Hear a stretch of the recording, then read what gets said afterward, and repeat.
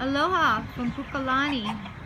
This hole in the sky right here is textbook evidence of several layers of weaponized cloud cover breaking open.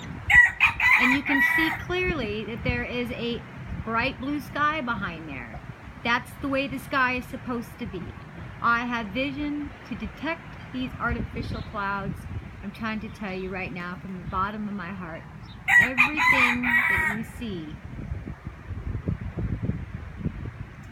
is a form of an artificial intelligence. These clouds are then charged with scalar electromagnetic energy, directed intelligence.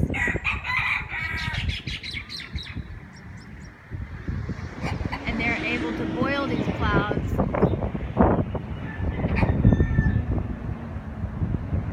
basically nuke them, turn them up to any vibratory action that they prefer, like a tornado to a hurricane.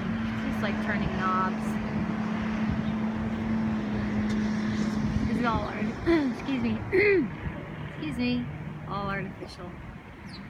This was 1,000%